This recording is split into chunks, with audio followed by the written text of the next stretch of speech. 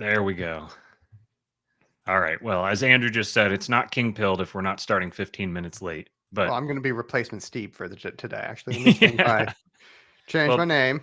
Steve, so everyone knows. Steve has split himself into dual personalities, which is he had many to start with. So he just selected two of his personalities and split them Well, no, into. I'm the third. See, it's a trinity, and we say it's Steve and the Andrew. Oh no, and the Roo, yeah. No filioque on here. That's the supporting listeners group. There's a shout out to the theology chat on the supporting listeners group, which you guys can join if you like at subscribestar.com/kingpilled. Get our little plug in here at the beginning. If you look around behind me here, you can see things look sort of similar but sort of different. I am in a completely different room than I usually am, and I can tell just sitting here right now, I can tell that I'm closer to the walls than I usually am because I'm hearing myself echo back at myself. If I was going to be here for a while, then I would do something about that. But I'm only going to be here for a couple of weeks, so I'm just not even going to worry about it. You guys can just deal with subpar audio for the time being. But yeah, this is going to be a very interesting conversation. We'll kind of give it a few minutes here, give you guys some time to freaking balls. I actually started it with the wrong stream. So I got to go. All these poor bastards that are waiting in the stream that I set up are all about to get kicked. Well, no, they're just waiting for nothing because nothing's going to show up there now. I forgot to connect it. I knew there was something I was forgetting at the beginning. So let me get us a new link here. New link there. And then I hate it when I do this. So I got to send this out on Twitter. Okay. At least it tweets a link, so that's better. But for the sake of directing everybody to the right YouTube channel, let's go here and reply, and we'll say new link. I was wondering why there was nobody showing up yet, or why it showed 4 people on one side and nobody in the other, but there we go. So that should be better. Let's go to the actual stream. There we go. All right. Sorry, guys. Those of you who were very patiently waiting in the stream that I went out of my way to set up ahead of time. I just went and created a brand new stream. But such is life when you're doing this live on the fly thing. Okay. So yeah, this should be a very interesting conversation. We've been trying to set this one up for a couple of weeks now. We've been very hush hush about it, but we've been jamming it in the DMs trying to get this going. So for those of you who are not familiar, basically anybody who's going to watch this is probably going to be familiar with one of the two people who's here with me today. Either you're already going to be familiar with Andrew and the son, Popular Liberty, or you're going to be familiar with our good buddy Apex, who we are formally officially meeting for the first time here on the stream. And really my role in this, once I get through all this kind of nonsense here at the beginning, my role is really just going to be to kind of sit back and let the two smart guys talk, because Andrew, you guys are familiar with Andrew. You know about his legendary autism, and I say that in the most generous of ways. Weaponized empathy. Yeah, exactly. Yeah, that's definitely a compliment for where Andrew's concerned. So then Apex here, he's got quite a fascinating blog and an equally fascinating Twitter feed, and he's really a kind of a breaker of formulas. He doesn't fit comfortably into anybody's box, and that's not just him like trying to be edgy or anything like that. He's a genuinely creative, original, insightful thinker, and he doesn't fall. I don't remember, Apex, if you described yourself this way or if I heard somebody call you this, but a communist monarchist was one of the names that I heard for you. Does that ring true? It was a while back.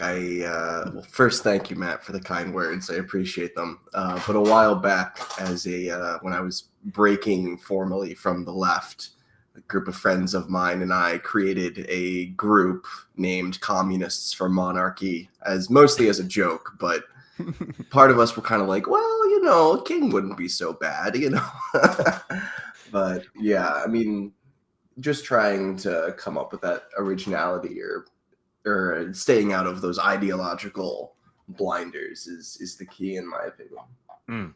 Yeah, absolutely. That's honestly, if there was to be frankly, to me, a couple years ago, I would have gotten all wound up about hearing someone say communist monarchy, but actually, it doesn't seem that. I don't know. It seems I could totally see how you could make that work.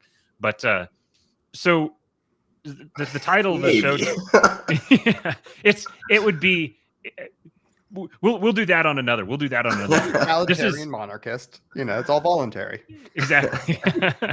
This is actually going to be part one of a two-part little series that we're going to do here. We're going to do the first part here on the King Pill channel, the Real King Pill Show, and then we're going to do part two over on Popular Liberty on the YouTube channel for our good friend Andrew. So the goal here is really for Andrew to take this opportunity to really explain a couple of terms that you guys have probably heard talked about a lot that he hasn't. He's gotten into them here and there in a few different places, but the anti-tax in particular is one that he hasn't really publicly broken down before. And Apex has a background as he's very smart for a living. So he works on Wall Street and is very familiar with financial markets and this. So these are two smart guys that are going to talk about smart stuff, and I'm just going to sit here and just kind of listen along, and they're going to take advantage of the platform that Stephen and I have created here to for Andrew to basically make the case for the anti-tax and Apex to kind of evaluate it in real time. Apex, I know, has read about it a little bit, do a couple of things that Andrew sent him, but yeah, so that's the goal with this. And then the next one that we'll talk about archotropism when that'll be over on Andrew's channel. So yeah. First of all, I do want to shout out, say thank you to our sponsor for the stream here, which Mises GOP, say no more. Yep. Well, yes, actually, yeah. Okay. I thought you were going to do the other one. All prepared. That'll be later. The first sponsor here for this show, the primary sponsor, is going to be Mises GOP, and since we have the brainchild, or the, I guess not the brainchild, but the godfather, the godfather of Mises GOP here on stream, I'll let Andrew go ahead and tell you about it, and then I'll just give you the link when he's done. Well, for Mises GOP, what we're trying to do is install this thing called the anti-tax, and you're going to hear a little bit more about that later. But what you should see this as is a way to have a special economic zone, like what you would have in a, if you wanted to have a tax-free, place because you're in a, you might have to go to like a third world country, make a special deal with a dictator that you might not trust, and brave the dangers of drug gangs and militias and just criminality, and that's all very dangerous, all for a couple basis points of a tax break. And well, what if you could bring that home? And what if you could actually create your own? You had a mechanism to create your own completely tax-free environment here in the United States. Special economic zone, and it's controlled at the local level. So your local level, your local government would be able to say, here's my state tax rates, here's my federal tax rates, and they're all zero. What if you could do that? And what if at the same time, the government, the federal government, would not lose out on a penny of revenue?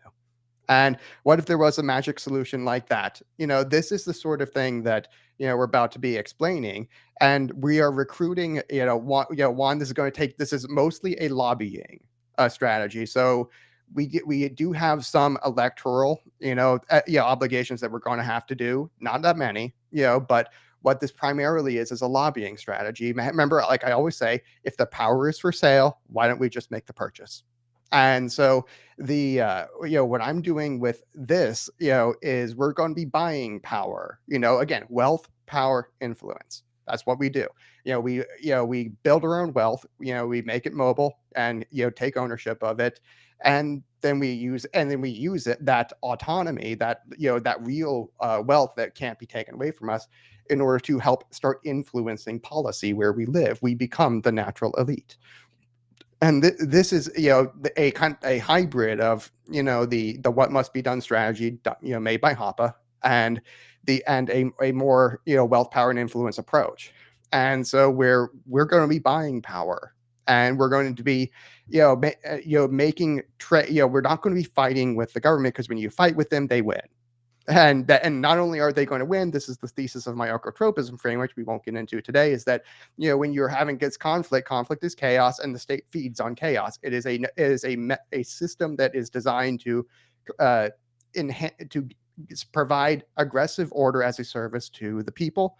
And so whenever there's chaos out there, that is fuel for a power grab. Because chaos demands order. And so you can always see chaos as a shortage of order. When there's a shortage, people want that corrected very quickly, because it's a very high priority item. Social order is a very high priority item. So whenever you fight with the government, you're just giving them an excuse to power grab. So we don't want to be like the LPMC, not to name drop anybody, but they're just wanting to go have, one conflict after another with the state, and the state's going to win at every turn. And we're not going to do that. We're going to be trading with the government. Like I said, we can, the anti-tax is a mechanism where they can get all of their tax money. They don't lose out on a cent. And if anything, they'll get even more money from it. And we get more liberty from it too, but in the form of no taxes. And and yes, it is possible. And this is the genius of, how we're going to be funding states in the third millennium. 100 years from now, every state on the planet will have anti-taxes. Will be funded exclusively through anti-taxes, because that's how powerful this system is. That, where you can have your cake and eat it too. You can trade power for power and create more power, value for value, and that creates more value. And so if you are, we'll probably do a few more ads. If you are interested in helping support this strategy, there is a link I provided to Matt that will help you, not only fund the anti-tax lobbying strategy and the electoral side of it, where we're going to be first electing Fireman Buck, in Lockhart, Texas. Hopefully, Matt will be moving close to there sometime. But I think he's going to be San Antonio. It's just close. But but mainly you're going to help fund the actual lobbying side of it, which doesn't require supermajorities. It's like, for the LP to win, they need to get 50% plus one. So whenever they need an extra 50% of the vote, which is never going to happen. And so, but for this to work, just a few guys and a few bucks. This is a way this is better, cheaper, faster, no democracy. And so if you'd like to support this, Matt, what's the link? The link is misesgop.org/donate-king. misesgop.org/donate-king. And then you can also follow the Mises GOP on Twitter at GOP Mises. Mm-hmm. And if you donate using that link, it will also help support this show and help support Lot Erickson getting his family out of California. Excellent. Okay, so before we really get into this, welcome everybody in the live chat. Do us a favor, like, share, subscribe, do all those things that everyone on YouTube says you're supposed to do, and then we'll get ourselves started here. Let me make sure this is right. Okay, there we go. Okay, so Apex, why don't you before we really launch into the, I guess we kind of have launched into it already, but let's put a pin in it. And before we go any further, why don't you let those of us, or those people who are here who don't know who you are, give them a little bit of your background, where you came from, and how you wound up on King Pilled. Yeah, definitely. So I'm on the other side of the country, not in Sodom, but in Techno Babylon in New York City at the moment. Yeah, I know. Yeah, yikes, Andrew. Indeed. Yeah. You poor thing. But basically, during my teenage years, I was an anarchitty, of course. Thought I'd figured everything out at 16, as 16-year-olds do. And then around when I was 18, I encountered a blogger by the name of Zippy Catholic. And this older guy decided to humor me for months of being like, well, this is obviously wrong, because he was making this claim that, freedom or liberty are these incoherent ideas, and, being an anarchitty, I was like, obviously not, this is nonsense. and eventually got to the point where he would provide an argument, I couldn't provide a counter, and knocked my ego down a few pegs and kind of sent me along this multi-year post-liberal, anti-liberal, I don't even know what label to call it at this point, because the post-liberals seem like their own little cabal, and half of them have blocked me at this point. But kind of just ended up moving away from the left and away from most of the things that I'd held. I'm not entirely sure where I sit now. I think Matt mentioned before is I don't really have a natural home on the political spectrum, maybe on the autism spectrum, but not on the political spectrum. But right now, I basically just, I write my Substack and I try to analyze what I see through whatever perspectives I can.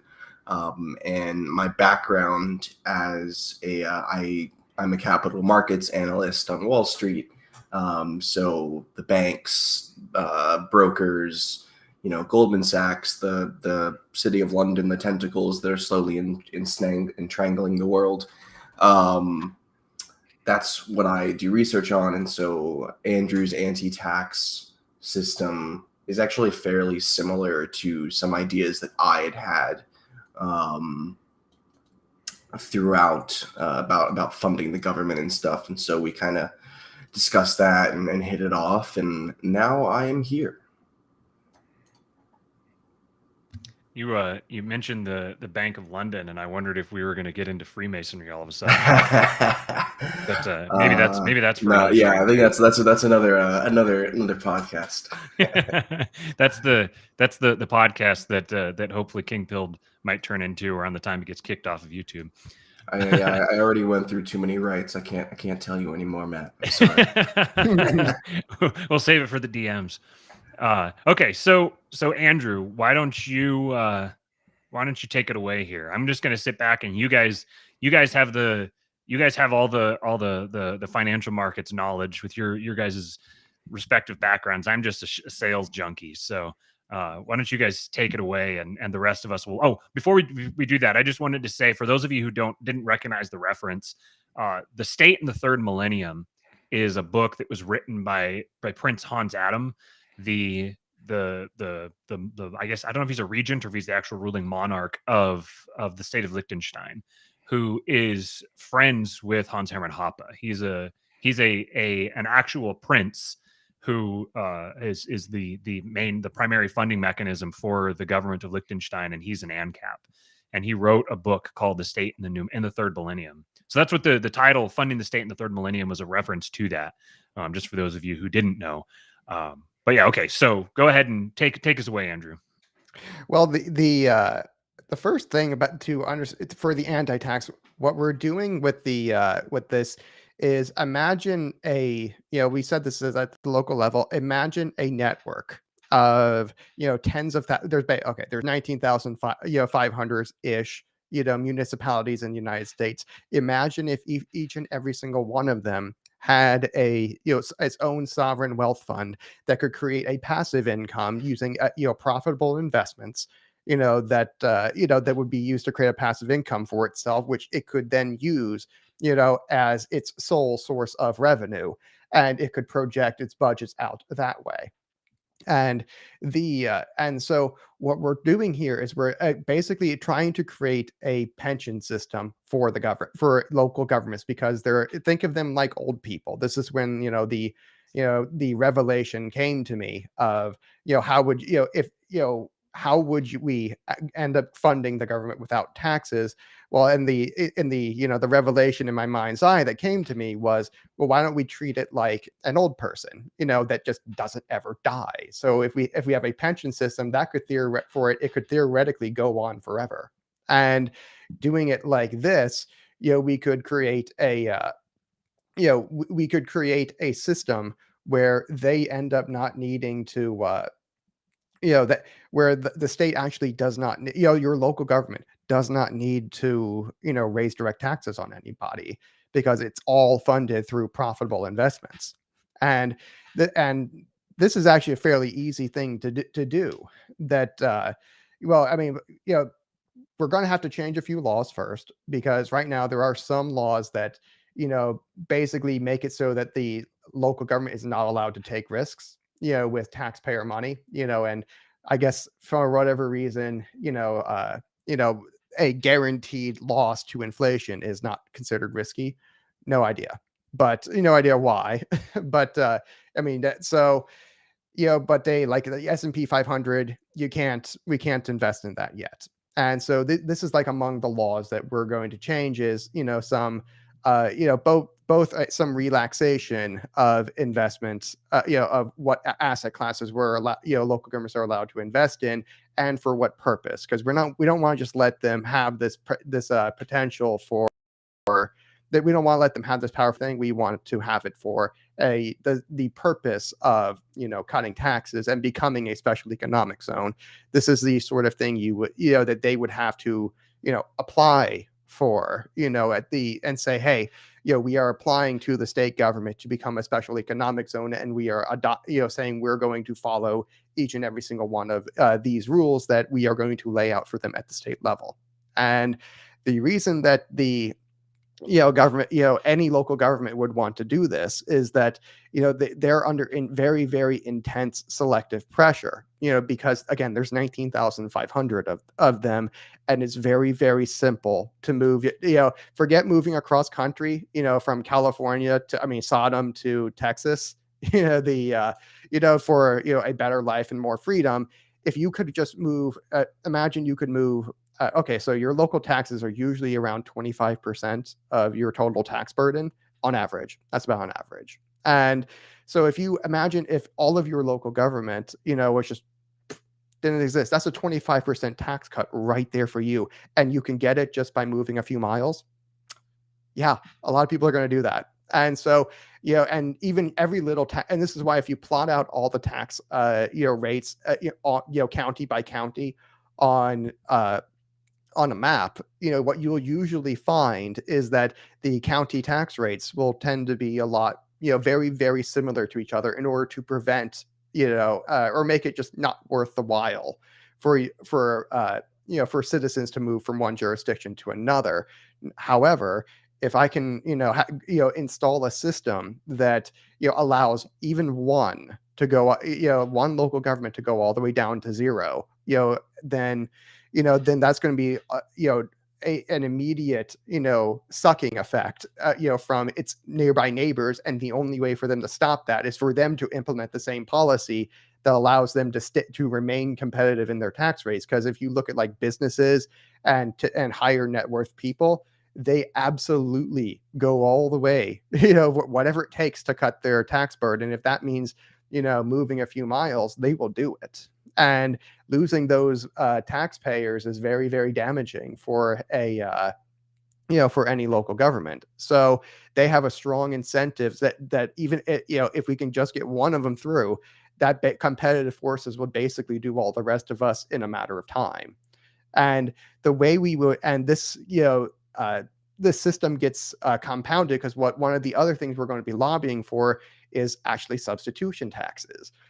So yes, we're actually going to be lobbying the state and federal governments to raise taxes on us. And the way we're going to do it is that, hey, we would like you to put a voluntary substitution tax on our anti-tax. And because it's voluntary, it can go through. And it's only if we apply for the special economic zone status. It's only if we wish to pursue it. And because these are in fact direct taxes on the anti-tax, on the anti-tax fund, then what that would allow you to pay the federal, your state, your local, and your federal government money from your anti-tax for your jurisdiction. And if that's the case, you don't have to pay taxes. But your local government pays your taxes for you at every single level of government. And so, immediately you would get quite a lot of, rich people and corporations who want to come into your area to take advantage of that status. And they're coming in from somewhere.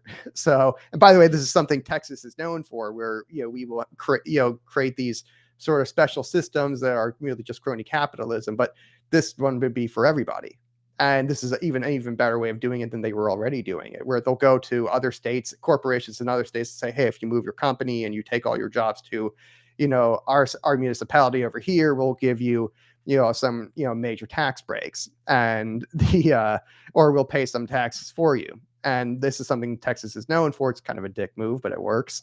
And, hey, it's competition, it's a blood sport. Anyway, so, and we're just going to hand them a kind of what's like the nuclear bomb of tax credits, and where we're going to be giving them a way for where they never have to they would gradually over time never have to collect taxes ever again. And so when you have forces like that at play, you have to, other states have to play ball. So in other words, this is another reason why this strategy is so much better, cheaper, and faster, is that we really only have to get a few of them going, and then competitive forces, make the rest mandatory. They do the rest for us. We're going to Tom Sawyer all of the other states. We get one of them done, and all of the other states are going to have to join us, or else they're going to lose quite a lot of money. And the idea here is, to correct me if I'm wrong, the idea here is basically to rather than attempting to combat corruption or greed or those sorts of things, you're recognizing that it's inevitable, that those forces are never going to go away. And rather than trying to eliminate them, you're going to capitalize on them and try to rein them in to work in your own favor by providing them an incentive to invest in I don't know, would you call it an asset that is superior to alternatives? Yeah, basically, I'm handing the politicians and the corporations the ability to cut their own taxes, and assuming that's exactly what they're going to do. It's like, it seems like a pretty good bet. I know these people are cronies, and I know they always collude to try to benefit themselves. And all I'm doing is saying, hey, we're getting in on this. We're going to get in.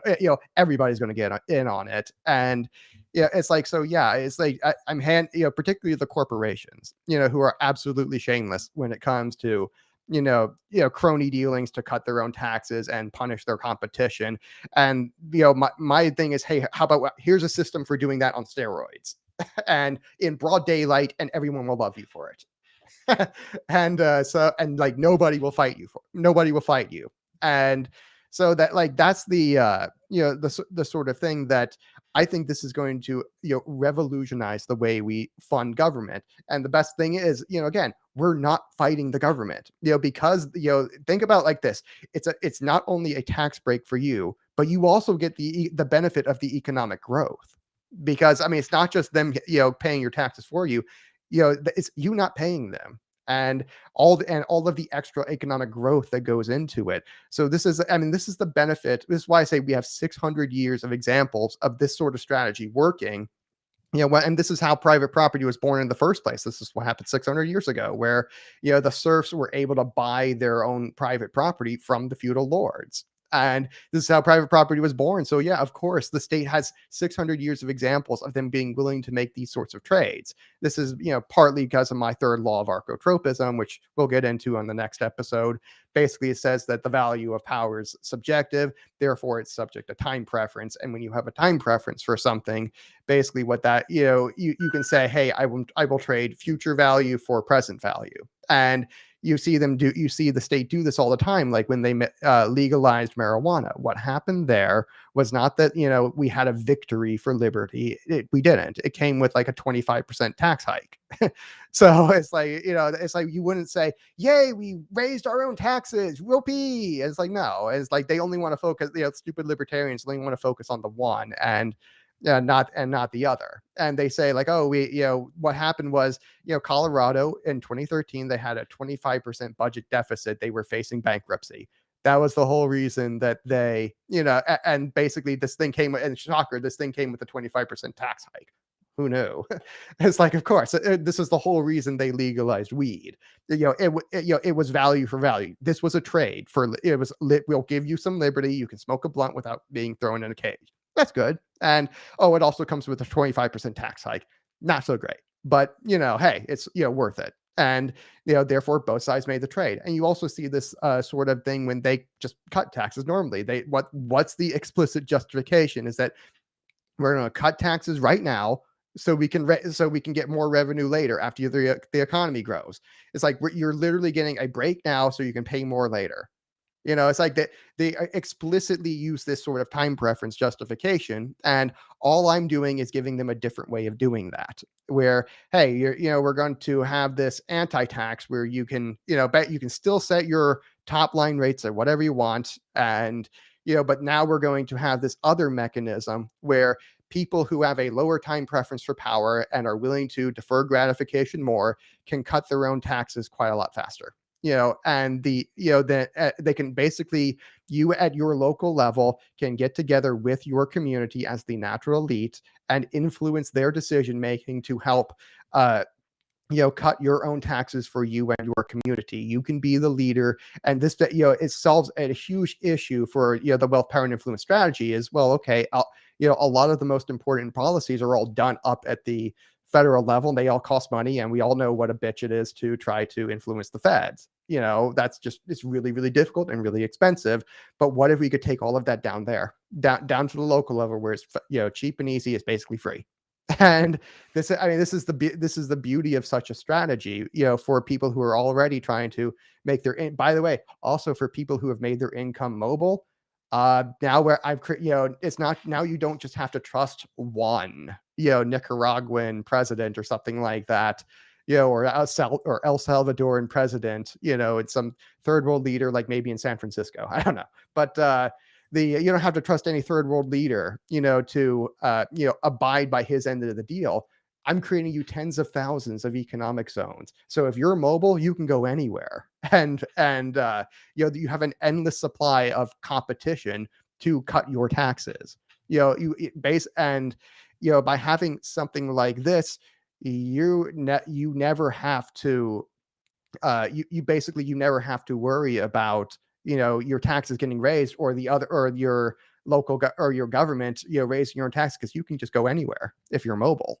And this is like the sort of system that just revolutionizes and changes everything. And if you and so I'm sure there's going to be a whole bunch of questions for, well, what about like corruption? Well, okay, competition. It's like, seriously. So if let's imagine that if there's some competition, if there's corruption, and your local government is full of lefties for whatever reason, and they just want to invest it in socks for hobos or something like that, and your taxes are going to go right back up to the status quo, to what they already were. So it's like the worst case scenario is the status quo. That's like the worst case scenario for this system. So if you but let's say that happens to you, you can just move a few miles next door to the guy who isn't doing that. And this is and therefore that guy's therefore your local government that was doing it wrong and doing it poorly, doing a poor job, they get punished, very, very, very quickly. And they probably won't get reelected. That's probably what's actually going to happen, is they're just going to lose their jobs, because it's like you have an immediate tax increase, for bad behavior. If your government behaves badly and does, a shitty job, then the people are going to get their taxes raised, and they're not going to be happy about that, and they're going to know who to blame. And it's easy to have that kind of accountability at the local level. So if they tried to if they just did anything, so if there's any sort of corruption or double dealing, or just or just like shady political practice, that's all, that people are going to know who to blame very quick. And so and having tons and tons of competition, again, tens of thousands of these things out there, endless competition, this makes it so that hey, you have immediate positive and negative reinforcement mechanisms. For, we want to positive reinforce good behavior, and negative reinforce, punish bad behavior. So if you have a lower time preference for power, and you demand less and less out of your government, and you're voting the right way, you're staying active, you could actually manage your your tax burden all the way down to zero. And so, in other words, we're paying, remember how I say that, people don't give a shit about ideology? They really don't, so how about we just, but, what they care about are incentives. The reason for this is Darwinian, is that, our ancestors who, behaved their ideology instead of their incentives died. They didn't make it. And it's Darwin, if the, if like the tiger's coming at you in the forest, or the bear, or the short-faced bear, or the saber-toothed cat or something like that is coming at you, and you start to say, well, wait, the tiger can't violate the nap. It's like, that guy got eaten, and the other guy who like turned and ran, or turned and fought, while the lulbert was screaming, this is an aggression. And the caveman lulbert was screaming, "This is an aggression." It's like that. The lulbert died, and the guy who behaved his incentives and fought back or ran like hell, or managed to outrun the lulbert. Because when the bear is chasing you, you don't have to outrun the bear; you just have to outrun the guy behind you. Something my father always taught me. And so you don't have to be the smartest person in the room. You just have to be smarter than the average libertarian. And the Libertarian Party Mises Caucus member from Ohio, who I will be tearing apart tomorrow on Chingazos and Fire with Carlos Abalar. And that guy's had a few really very dishonest misrepresentations of what I've said, and he's just basically spent the entire time attacking straw man of the anti-tax. So this is going to be very easy to take him apart. But anyway, but yeah, basically, if you have something like this, you have a system here where you have just the endless ability to, like we're saying about people people care about incentives, things that pay them, things that reward them, things that don't get them eaten by the saber-toothed cat. They care about their incentives. So why don't we just develop a system that pays them to take a lower time preference for power? That's what that's the other beauty of the anti-tax, is that there's also other mechanisms in here for public engagement that help with how the funds get allocated. And and this is but basically what we're doing here is we've established that people don't give a shit about ideology. You can preach a national message at them about liberty until the cows come home, and they'll still vote for the murderer. It's like literally you can have a perfect candidate, in Jesus Christ, and they will still vote for the murderer. Yeah. There's no way. Democracy killed the savior. So and so there is no, so we know that they don't care about ideology.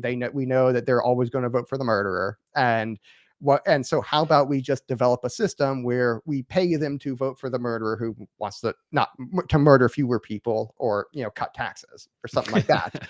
Or we're paying them to basically vote our way, and with their own money, by the way. And that's the best part about this, is that because we don't actually have to raise taxes for us. We don't have to. I'm still going to, but we don't have to. I'll explain that. I'll explain that part later.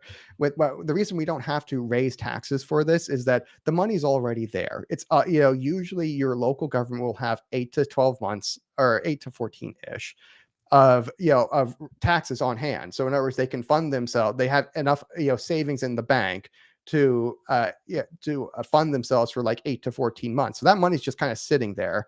And the regulations we mentioned earlier that kind of prevent us from taking risks with that money, that basically you're allowed to basically put it in like money markets. Sometimes you can do some currency stuff, and you can also buy bonds that are backed by the full faith and credit of the state of Israel. So not kidding. Not kidding.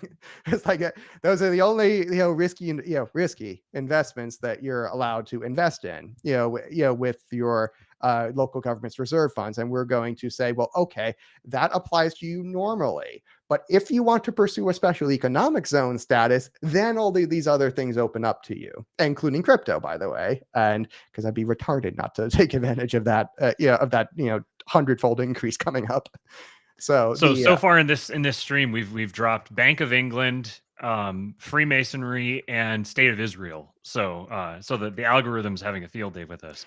Oh, and not to mention, if you have a really high time preference for power, mayor who just wants to shut everything down, and because of a virus that has a 99.9% recovery rate, that's going to have an immediate negative feedback effect on your local tax burden and on your state's income as well, and basically on the anti-tax. So again, you have a system where you can immediately punish the bad actors, and it's as if like, hey, we're going to shut everything down and I'm going to increase your taxes at the same time.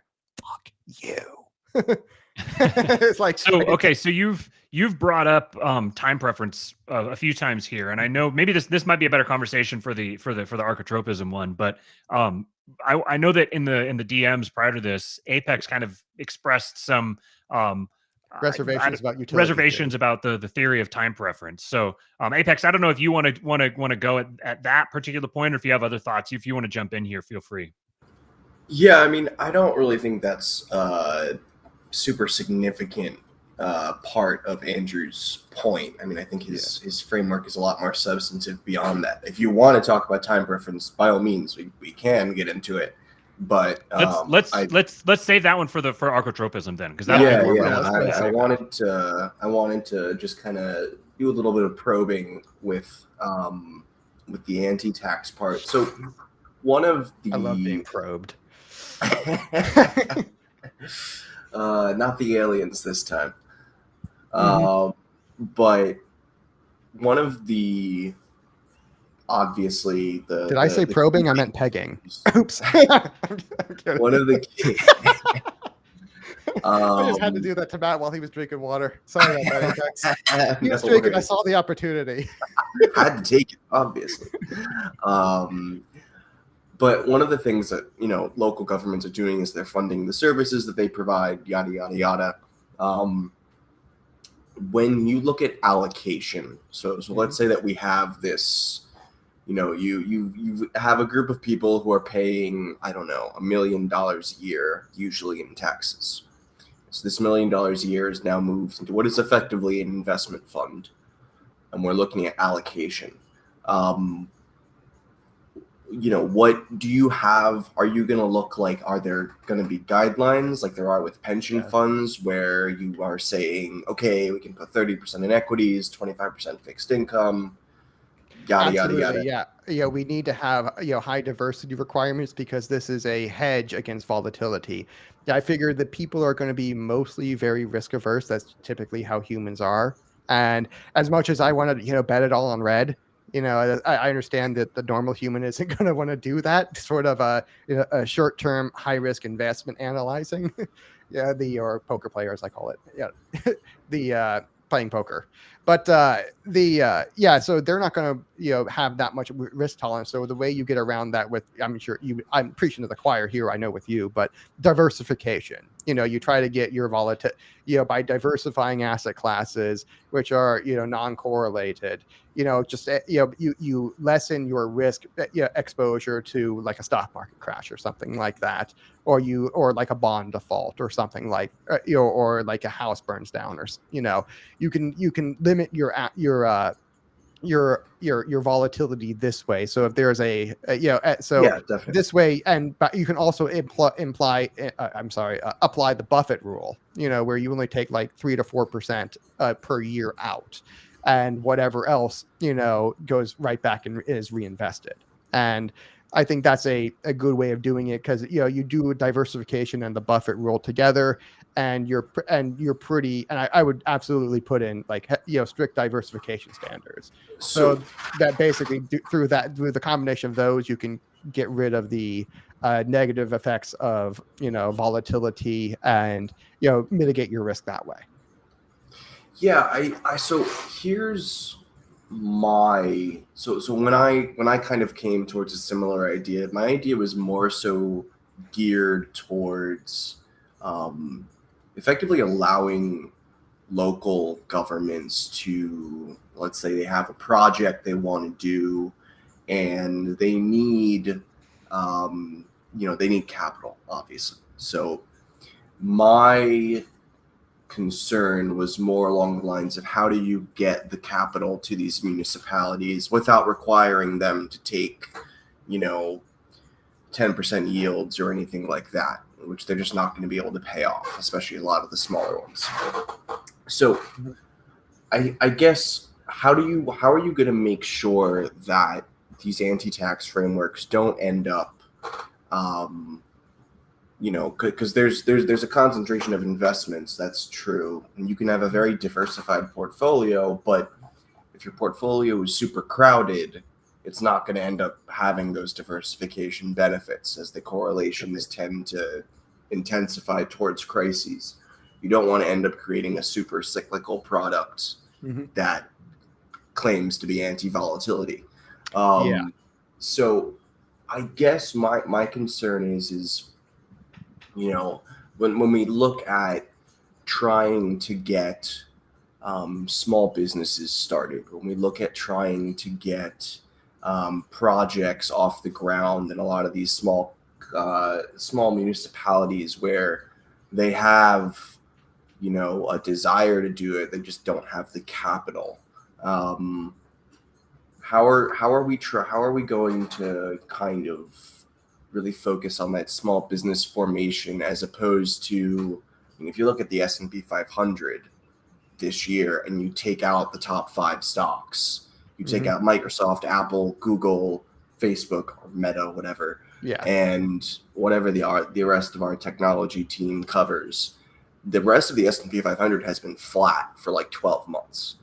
Like the 20+% gains over the year have been from 5 mega cap stocks. Pretty much. How do you avoid a world in which capital, in a pursuit of yield, we know pension funds can't hit their targets. We know that we have, the explicit debt is one thing. The unfunded liabilities is a whole nother beast. We know that. How do we ensure that money doesn't just flow to or towards these kind of very crowded opportunities, while at the same time ensuring that we're really originating assets, that we're originating new projects, new businesses that are generating their own yield that become sufficient on their own? Yeah, I would do that on the opposite side. So, there's two sides to this thing, because obviously, the first comeback that any libertarian is going to give me is, spending is the real tax, not taxation, because there's debt in there as well, and also reserves that could be spent. But what I would say is, okay, well, the spending, yes, but spending is the real tax. So what we need to do is have a mechanism that can, help control and allocate spending for, local projects and stuff like that, because we know this stuff is going to happen. We know that the cronies are always going to want to, pervert this system and make it so that, all of the money gets invested in like Socks for Hobos or my brother's company or something like that. So what we want to do is give them a mechanism for doing that doesn't damage the anti-tax. And I'm going to give you a direct answer to your question, but right now I'm going to, kind of take a detour and come back around to it, because I understand what your question is asking. Short answer for that would be that we're going to have to, do our best with what we have, and accept that, there's only so much we can do to stop, the cyclicality, because some asset classes do move together. And, equities and real estate and stuff like that, these tend to move together, not all the way, and not always in the same region. And, so, we do our best and just accept that, we can't get everything. But for, creation of small businesses and stuff like that is actually what prospers the economy and makes people's lives better. The way I would do that is try to, make what I call it a pseudo-democratic spending mechanism, where it approximates democracy, but in fact is substantially closer to monarchy. What I do is, okay, we understand that, they're always going to want to raise spending. And so we give them a new mechanism for doing that, because one of the things that you kind of got to do when you install this thing is, all right, tax rates are frozen, at the least at the local level. because that's where the money's going to get spent. So that's where money has to get, like, your property tax rate has to get just frozen. It can't go anymore from there. So we're going to freeze that in place, and and we're going to give them a new mechanism to where, hey, we're going to say, hey, okay, let's say if we're taking 4% of our fund out per year, then we'll say, okay, maybe 80% of that goes to straight up to tax cuts, and the other 20% gets divided equally in shares to all of the people, all of the residents of that community, and they get to say, I want it going to any line item in the budget, any program that has already been put in place, I want this to go to there as a spending increase, so that, but it's not really a spending increase. What is a reinvestment fund that, again, will take pieces of this out every single year. Same thing with the Buffett rule. And so basically you're creating all of these different reinvestment funds for all of the money to go to. And this ensures that, okay, you're going to have a steady stream of both spending increases and tax cuts at the same time, which, which solves the main problem of, well, okay, how do we fund things in the future? And if we're frozen at, 2021 or 2022 tax rates, or spending rates. So, we're giving them both a new sort of spending mechanism that they can increase it this way. And so the way this would, kind of work is that, everyone gets to kind of vote their, they can vote this thing in shares, they can vote this thing in percentages, however they allocate their shares, how that money gets allocated. So that's why I say it's not, you don't do it based on consensus. This is like it's pseudo-democratic in the sense that, everyone votes their own share exactly how they want it to go. And then they get to, do it, and they get to, and that's the way it actually goes. And so, and when you add it all together, it approximates democracy, because people are going to have different preferences. If you're a teacher, you're going to put every single penny of it towards education because you're retarded not to. If you're a, cop, you're going to put it all towards the police, spending increases on the police budget. And if you're a small business owner, you can put it all towards, small business tax credits and stuff like that, to where, you're actually, these, the people are all able to vote their incentives this way. And this is so this would be the way I would end up helping out, the small businesses in the area, is that I'm giving them their own ability to create special tax cuts for themselves, basically. And, that would actually be like a budget line item for themselves. And if you're also like a religious charity or something like that, like the Catholic Church, I can finally do my tithing this way. And basically, I'm, same thing with like any, like, animal shelter or cancer research or something like that, where they would be able to put government tax money towards these things, which usually are already being put towards, but may not be specifically for that, and it may not be in the amounts that people really want them to be, because a lot of these, like animal shelters and food kitchens, stuff, like, they live hand to mouth. And any extra help they can get is good. And same thing with the Catholic Church. I mean, they're just like, no, I'm kidding. They're rich as fuck. But some of them really do need money, though. But and I still owe them a lot of back tithing that I haven't done in years. Whoops. So this is the way I could get that done. To where I'm finally shoveling tax money to the Catholic Church the way it ought to be. And we had to get a Vatican as rich reference in here to go with all the rest of them. Oh yeah, but how about a pedophile pope or something like that? I don't know. We've had I'm sure we've had several. Catholic Church, the Catholic Church's existence wouldn't give glory to God if we were run by brains and saints. It's a fact that there's no organization on earth as corrupt as the Catholic Church that could possibly exist. That could possibly exist even a day later. It would all be like torn to hell. There's no business, no government, no state that has managed to be even a tenth that corrupt and last. Not much less prosper for 2,000 years. So, glory to God. I said, Apex. Yeah, I'm the Catholic. He's the Eastern Orthodox, and we go back and forth with this joke stuff like that. So don't feel put off by it. I asked Apex Yeah, before we no started worries. if he like his religious background or if he wanted to get into that or anything like that, and he said that he was raised Catholic. So Okay. so you have at least someone who understands where you're coming from. You are Peter, Yeah, and for upon sure. this rock I will build my church, and the gates of hell will not prevail against it. And we put that one to the test. Oh no. Okay, so I'm still wrapping my head around it a little bit, but getting a better idea. So let's. Basically, What's we up? need to, my short answer to your question would be, one part of addressing what about the only 5 companies who've really made all the money?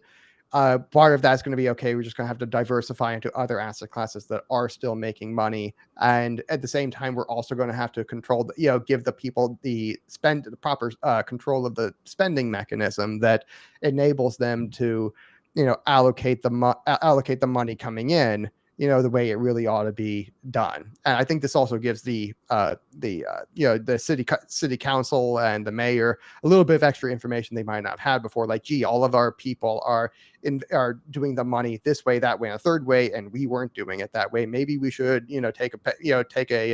be closer to our people and see what they're thinking. And this is a new way. It's a way of getting public engagement there.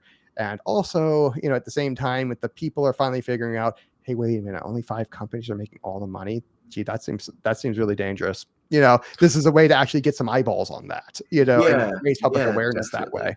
So, I mean, is it perfect? No, but will it probably suffice? Probably. And yeah, also, you could. I should say, there's also one more way, and that's back to the diversity. I'm sorry to interrupt you, but back to the diversification aspect, because it's not limited to in America. You can invest anywhere on the planet. You're also able to geo diversify as well, and that's there's a whole bunch of places I really don't want to invest, like China. That's a terrible market. We should not be investing any money there. But Brazil's doing okay. Brazil's been doing pretty well, and Europe has been kind of flat, so not really there. But there are other countries around the world where, Mexico's definitely on the up and up. I would definitely love to invest in Mexico. And there's places where money's being made somewhere because the elites, this is how they roll. They're not going. They're going to screw one place and support another. We just have to figure out what the other is and get in. And so this way, they're still going to make money, but at least we'll be right there with them. Yeah. So all right. So one of the companies, one of the more exciting companies within capital markets the last year or two has been this company called Apollo Global Management. There used to be a big private equity firm. They're now a general asset management firm. They have like $400, $500 billion of assets under management right now. But the CEO of Apollo has this big thesis, effectively, where he argues that the game is not capital origination. I mean, these guys have 30, 40-year track records. They can go out and raise capital from whoever, whenever, however much. The game is originating assets. It's finding good assets to invest in, or in the case of highly opportunistic PE funds or venture capital funds, literally creating the assets out of thin air. Is saying, here's an interesting idea. We have the business platform. We're going to create this company and have a crazy high MOIC, blah, blah, blah. Yeah. So I tend to be a pretty significant believer in that thesis, at least, or I shouldn't say at least, especially given just the unbelievable amounts of capital that have been created over the last 10 years. In terms of low interest rates, I mean, credit has exploded. Just the absurd asset inflation that has occurred due to the amount of money that the Fed has pumped into the system for fear of a correction, which is only going to get worse the longer this goes on, because the fundamentals just are not there. So the problem, of course, is this originating of assets. So, you know, for in my perspective, what these anti-tax or generally these sovereign wealth funds or municipal wealth funds or whatever we want to call them, what makes them so appealing to me is the idea that they can work as asset origination or creation engines. And that in the process of that can generate their own yield. You know, I mean, when we look at this asset origination, it's usually associated with big institutional investors looking for mostly investment grade assets that are generating excess spread over public markets because you're taking liquidity risk. It's a lot harder to get out of a privately negotiated asset-backed loan. You know, you gotta, anyone who tries to buy that has to do due diligence and they have to be certified by the SEC, blah, blah, blah. So you're taking some risk and you get that excess spread. But the best funds in these areas have investments in asset origination engines that are capable of finding 80, 100, 200 billion dollars of assets to invest in every year, and that number is growing. And so for me, the idea is with these sovereign wealth funds is the idea that a lot of maybe not necessarily at the town level, but at least at the county level, and maybe at the, and absolutely at the state level, you have these funds that have generated or created or originated enough assets within the territory that they have the yields to fund themselves without any requirement from they don't need to have taxes, they don't need to have anything like that. It's just the yield alone will generate the amount of money they need. And if you think about it, if you're originating these assets, if you're originating projects, you're generating value. I mean, ideally you then have fewer people who need these services, you know, like if I can start creating more businesses and more jobs through this origination platform by taking some of this excess capital that's floating around out there, or as you've mentioned repeatedly, is sitting in money market funds getting negative real yields. You know, if I can take that, and even you don't even need to change the law to allow them to do risky assets. Just say, can we invest in investment grade assets? You know, like, are we allowed to do that? At least that's all you need to do. To open up a multi-trillion-dollar addressable market. And that's exactly what I'm wanting to do. And the way I would do like private equity and all that, because I fear having the the politicians be the ones, because ultimately they are going to have some power, even if I try to take it away from them. And they're always going to find a way to outfox me.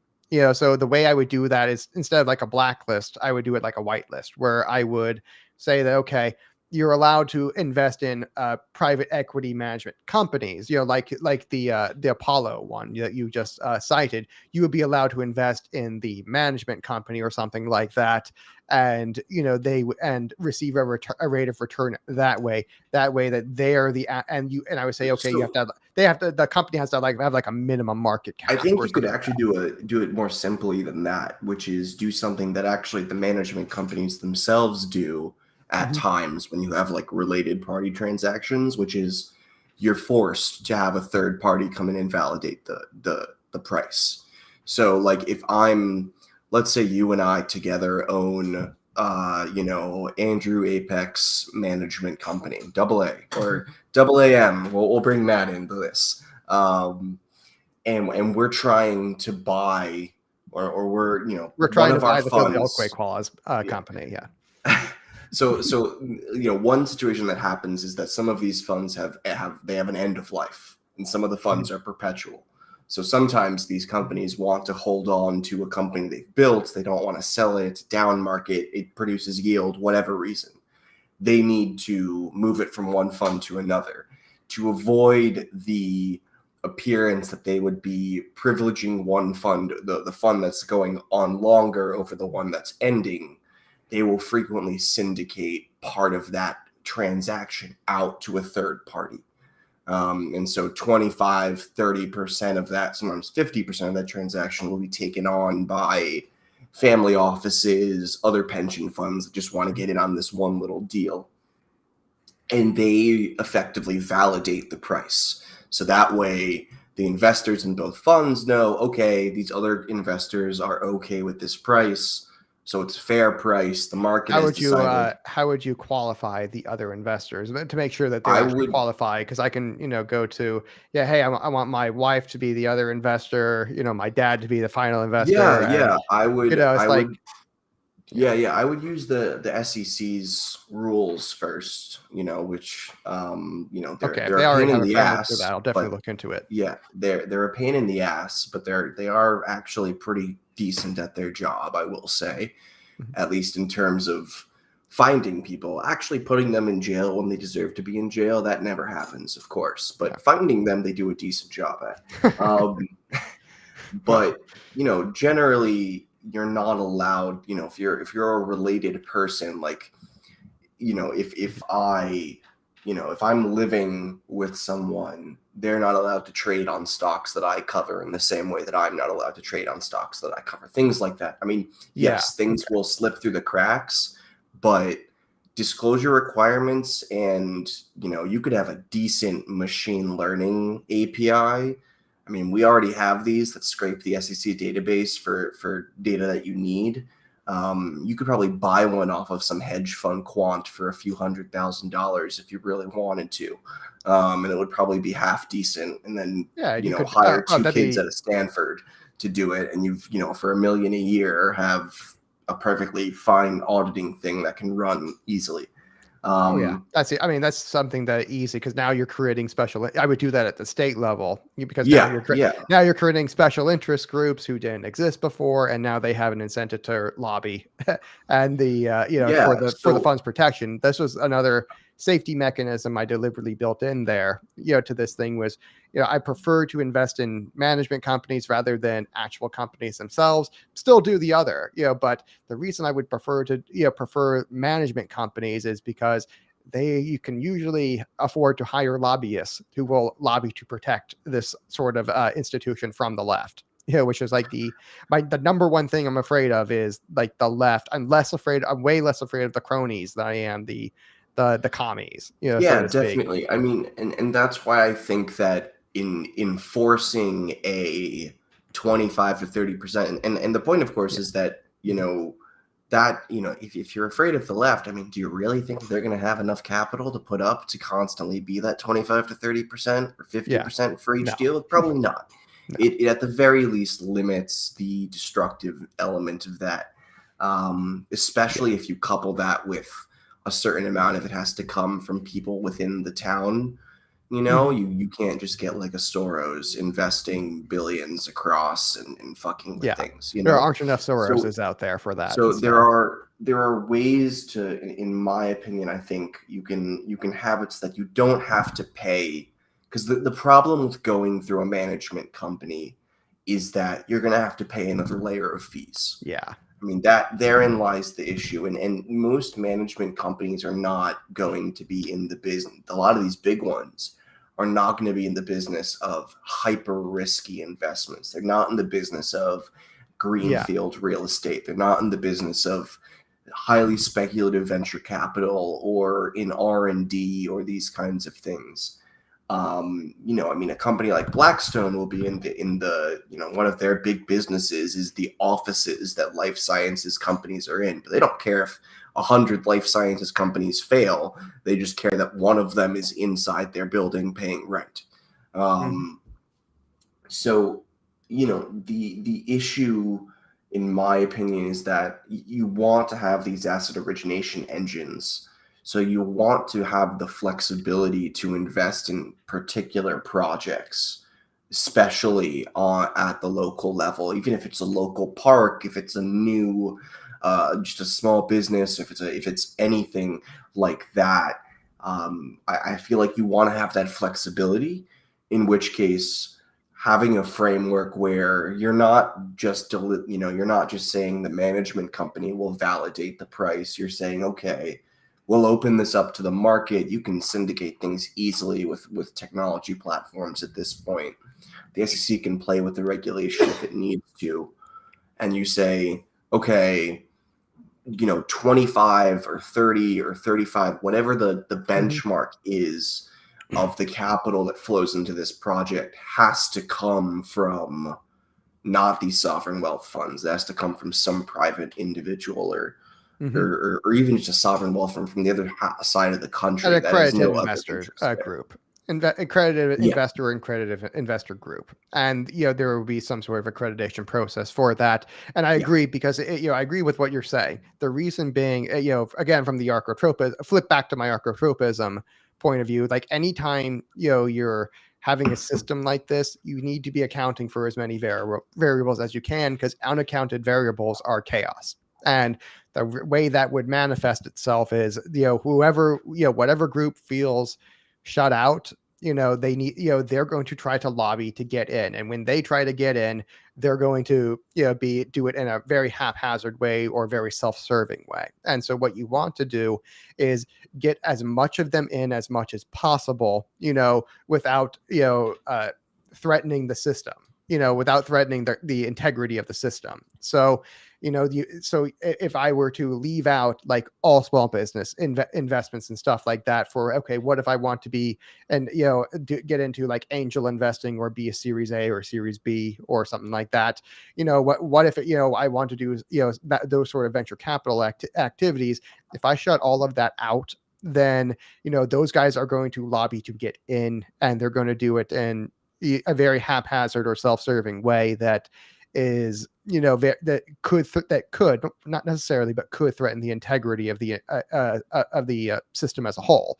So I don't want to do that, but I definitely agree with where you're coming from, that this is where all of the money is being made, is in these innovation engines and these disruption engines, where markets are innovating new tools, new processes. You mentioned life science companies. There's also tech disruptors that are coming in all over the place. And, like crypto is a major industry disruptor, for, or at least I think it is. I'm not sure if you agree, but I see it disrupting insurance with smart contracts and, banking and loans and stuff like that. I'm sure the bankers are going to like do something to get the crypto under control, to where they become the crypto bank or something like that. I'm sure they'll do something that hampers the system, and where they're able to carry on a similar game in the new system. But I see Bitcoin as a huge disruptor, and we'd be idiots not to get in on it. And crypto startups, or just ICOs, are just amazing wealth creation engines. And granted, for every 999 that fail, one of them succeeds and makes boatloads of money. And that's where we don't care about the other 99. We want the one. And we can easily absorb the other 999 with just the one, usually. And we need a mechanism for getting in on that. And I think that what you've put forward is along the lines of something I was already thinking, and it definitely dovetails with what I was already thinking, which okay, you need to have that done by a professional with a certain level of market cap, and it has to be validated by other accredited investors. And that would be a way of doing that, in a safer way that would get enough of these people into the market to where they don't feel the need to disrupt the anti-taxes integrity through other lobbying. And so I like the point you're making, and I definitely agree with it. So generally my one of my things that I so when we look at venture capital firms, for instance, a lot of venture capital firms, they tend to have a positive relationship between the size of the fund and its success, because, as you mentioned, the bigger you get, the more you can absorb the losses until you hit the home run. Yep. You can, if I only have a $10 million fund, then I write one check and the company goes under, then, well, you have a negative 100% return and go, have fun. Versus if I have a $100 billion fund, I mean, no fund has ever gotten that big, but hypothetically, you could absorb losses almost ad infinitum until you hit that home run. Pretty and much. if you have a fund that large, unless you are really, really bad at investing, you're gonna hit a home run at some point. Yeah. You got to practice to be that bad. There's so much money that you could absorb, like near infinite losses. It's like, you're gonna at that hit point, the line. Exactly. That just makes it all back and then some. So particularly with crypto. So and just in terms of that, like I think a lot of the crypto technologies, the particular coins or platforms that exist right now might go under, but the technologies themselves are really quite fascinating. And you're right, they have humongous implications for capital markets, securitization, all that kind of stuff. But when I look at the potential for like these venture funds, I look at almost like different scales. So while you'd have these local sovereign funds, I feel like you have the potential for a sovereign fund at a higher level, like a federal sovereign wealth fund, to even be willing to just kind of rely on the power of the treasury to almost absorb losses at a reasonable amount. Like the federal government is willing to step in and help with funding new projects on the local level, providing capital. And as long as, it's looking at no worse than like a negative 5% return from a particular project, it's willing to eat that loss. Because, absolutely. I could tell you exactly why they're going to do that from their point of view. And so, Jeremiah, you make a good point, like good luck trying to manage a Fed fund. And that's why in many cases, what I believe you'd have to do with this kind of fund, as you get more and more abstracted, you can't rely on, massive investment teams. I mean, they'd be inundated with possibilities. And at that point, I think what you have to do is you have to have an automatic accountability mechanism, which is, you have to pay back the government. Like if you want a fund, if you want a certain amount of money for a project, like it will automatically go out the door if the market agrees that the yield, if let's say New York City wants to build a lab for crypto people, it has that whole Silicon Alley thing, whatever the hell they want to call it. Let's say they want to build like a crypto lab. It will obviously be horribly run, but let's imagine Silicon Gomorrah. Yes. Yeah, exactly. Thank you. But that's like they need 50 million in capital. And the federal government says, okay, well, it's a venture project. We're willing to put up 10 million, but the market needs to put up at least 25, 30 million. You guys can put up 10 million, something like that. That's actually done, by the way, for a lot of, my uncle's a lobbyist. He just did the exact same thing with the state of Texas. He got like $1 billion for a bunch of, what was it? Green energy farms here in Texas. Exactly. And part of it was the state had to put up a certain amount of money too. Yeah. And so my thing, of course, is that these things should be automatic. Like you should be able to use, and this is where smart contracts can come in, which is the government says, okay, we have like the bar, which is we've put these bonds up, they pay 3%.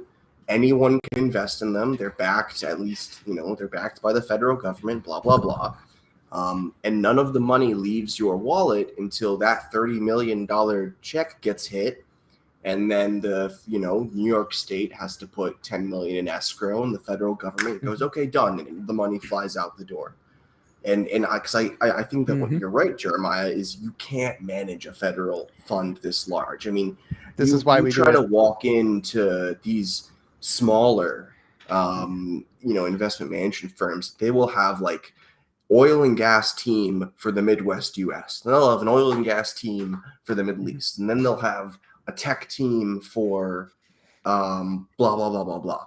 Mhm. You know, and they're very It doesn't scale focused well. because you need that depth. Yeah, it doesn't scale exactly. So like the So, way let me answer Jeremiah's question. Let me cut in and answer it. Like yeah, the of way course. here, because here's how the state of Florida actually does it kind of already. And I definitely want to imitate a similar model. And what you can do if you're a local government is in order to, cut down on fees is, because the law in both Texas and I'm pretty sure it's done in Texas too, but I haven't been able to find the organization that does it, but I'm sure it exists. But, in Florida, the way it's done is that, as a municipality, you're allowed to, join like an intra-governmental, investment group. And the one in Florida is sitting on like 500 billion or something like that, some obscene amount of money that they're investing in basically just money markets and, just dumb shit and T-bills and, bonds that are backed by the full faith and credit of the state of Israel. So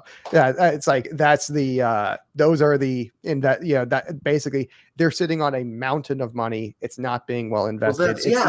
And so basically you would have these groups that, could, pool money and invest it, invest it properly.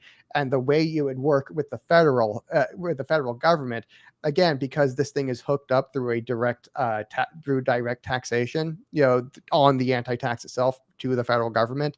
What the reason that I agree that the federal government would definitely want to, rely a lot more heavily on the on the treasury in order to fund something like this is that, again, these are politicians who live in state. They're going to want to cut their own taxes. So what are they going to do? They're going to pass one earmark after another in order to shovel that money down to wherever where they live, and for that money to go into their fund and cut their own taxes. Basically, I just handed the politicians and the corporations were going to be lobbying every single congressman for a whole bunch of this, sweet, freshly printed money. And, so they're going to have an incentive to want to shovel money down there anyway. This is a way, this would be a more above the board way of doing, because when you use an earmark, it's because you want to shovel something through that you don't really want people to see. Yeah, and, I mean, and this would be an above the board way of doing that, which like this automatic mechanism you've talked about,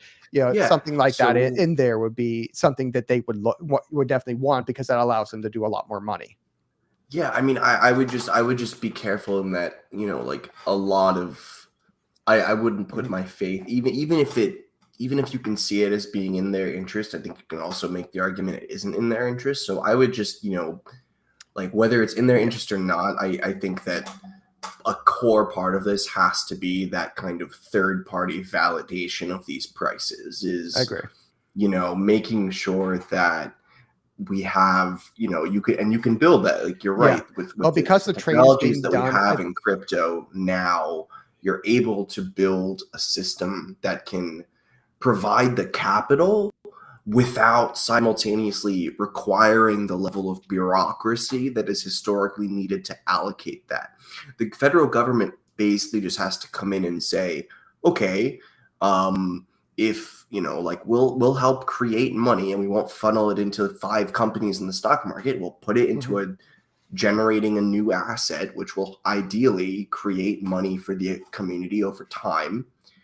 We'll do that instead. We'll like actually create productivity, and ideally is if you're increasing the money supply but you're simultaneously increasing production, you should see a fairly stable price level.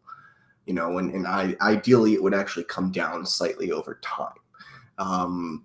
So that's all good, but you do not want to, as you've said, you don't want to give these people any kind of wiggle room to, redirect the funds to, because they will. They will get, the bureaucracies will get taken over. They always do.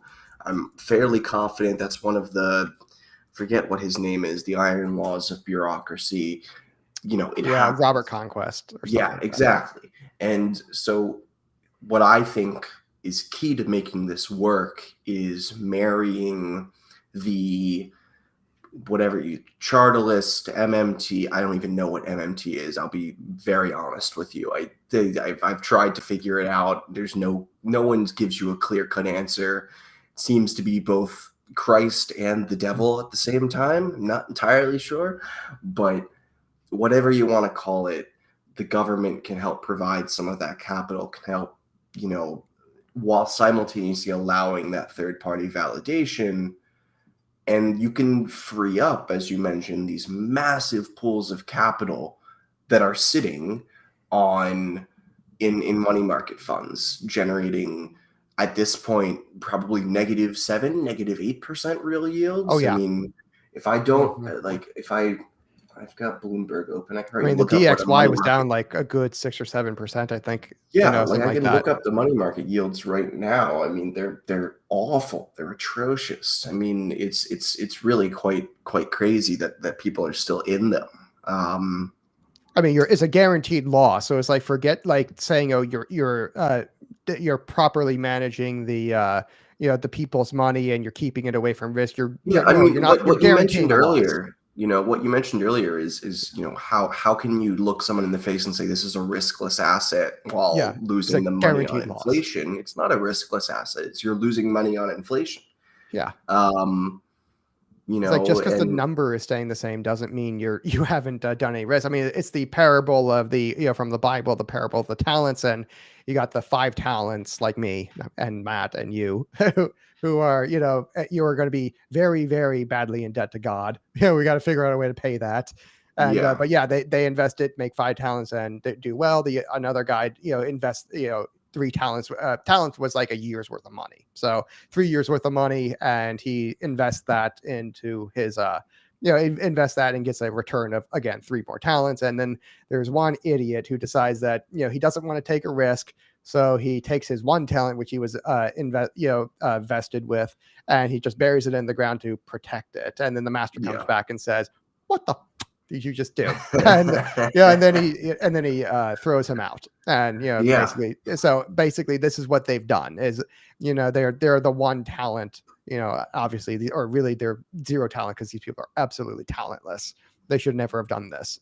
And maybe the system made sense decades ago when these laws were passed and interest rates were substantially higher, but they're not anymore, and they're not going up anytime soon. So how about we make a more adapted system that frees up all this capital for real investment by professionals who can earn a very good rate of return for the people, and cut the taxes. You don't even need to have super high rates of return. You just need some excess spread. I mean, there's nothing in the public markets. There's nothing. If you could just beat inflation, heck, I'd take it. Exactly. But yeah, I'm definitely going to hit you up later for when I'm partway through writing the actual bill right now. I have basically the outline done of what I want it to look like, and this is a section of how you would actually properly manage the PE part, because that is the hardest part, in my opinion. How you would actually get that part done is that's the part I've struggled with a little bit. I had some decent ideas, but it sounds like you've got a whole bunch of better ones from. Go ahead. I cover the private market managers as a whole as part of my coverage. And so, it is probably the most fascinating area within, some of the smaller banks are doing some interesting stuff, blah, blah, blah. I don't cover payments, but payments is always going crazy with crypto recently. I mean, all those tech is cool, but the private markets are really they're a humongous asset class that's constantly growing. The opportunities are so much greater than in public markets. And they're only getting more significant. I mean, I think people really underestimate how much I know it's very rarely well defined, but the middle market, those companies that are making anywhere from 50 million to $1 billion of EBITDA in a year, that set of companies generate a massive amount of growth. And really the question is, perhaps the greatest long-term question, and one of the reasons why I really fell in love with this framework, was being able to get companies that are making 5 million-ish a year up to that 50 million, where you're just creating this virtuous cycle of business generation, at which point, and ideally there's a lot of them, so you're not reliant on Amazon's one warehouse in your town to keep everyone from starvation. You have a plethora of businesses that are operating. You have a healthy environment. If Amazon wants to move in, so be it, but they're competing with a lot of healthy businesses. And also, it levels the playing field in the right way, because you've correctly aligned incentives now, where you're incentivized to for the people to vote the right way and pay attention a little more, because if you pay attention, you get to allocate the money the way you want. And the politicians are incentivized properly to not be quite as corrupt. They're still going to do it, and I'm giving them a better mechanism for doing that. That's going to be less damaging to the system overall, but still gets the job done. And they're going to get more power out of this, especially in terms of the how their local economies are going to grow. And your finance guys are going to benefit tremendously, because this is their wheelhouse. They're going to make a killing off of the sorts of fees, so they're benefiting. And but even better, like for the because you're flattening out the basically the tax hierarchy, and you're to where you're no longer overburdening the people, like the poor people and your middle class, who are not who are like really their middle class really is paying the brunt of all taxes. And because like the rich, if you they're include just inflation, I mean, they're just getting especially destroyed. And these people, like they're just getting completely killed. And and worse is like they're almost forced into this stupid 401k scam, where they're deferring money until they get a lot richer and pay a higher tax on it later. And you're getting rid of that malincentive, and you're correcting so many different problems in a society all at once from the local level in a diversified, competitive way that it makes the system a lot more resilient and robust, and gets rid of a lot of the problems. Because again, if there's any sort of corruption that hurts the system, there's always a way to move, and there's always a way to move to the guy who's not doing that. And this is a perfect way of correcting so many malincentives of just the current tax system. But all we're doing is shifting from one type of taxation to a different kind, and it corrects all of the malincentives. And so and you get real business generation at the same time, real products being innovated, and real jobs being created for the people who need them. And this is I've talked with Matt about this privately, where we call this kind of wealth, power, and influence as a service. We're providing this as a service to the people, for the people who can't own their own income, can't make it mobile, and can't learn a specialized skill because they've got a 2-digit IQ. What are they going to do? And I don't mean to be mean, but this is reality, and we have to take care of these people, or at least make sure that they're not overly burdened and overly punished, and they need to have some access to wealth, power, and influence as well. And this is a good way of providing it to them, and just making every single interest group is better off because of this. And doing it in a proper way is of course critical. And so I really appreciate the insights you've shared. I'm definitely putting them in. I'll definitely hit you up later, by the way. For sure because this is the sort of thing that I see it as civilization changing. Again, 100 years, if I can get just one passed. So basically the left has to stop me at every single turn. If I can get one passed, I win. And it's like they have 19,500 different points that they have to defend. I only have to cyber offense versus cyber defense thing. Yes. You have to be right every single time. I have to be right once. Yeah, I'm a cybersecurity guy, so that's you're speaking my wheelhouse right there. And but yeah, that's exactly it. That if we can, I only have to be right once, and if I can get that one, then the rest of the globe is going to be using the anti-tax. Yeah. And that just makes it's a world changing idea if I can get it in once anywhere on the planet.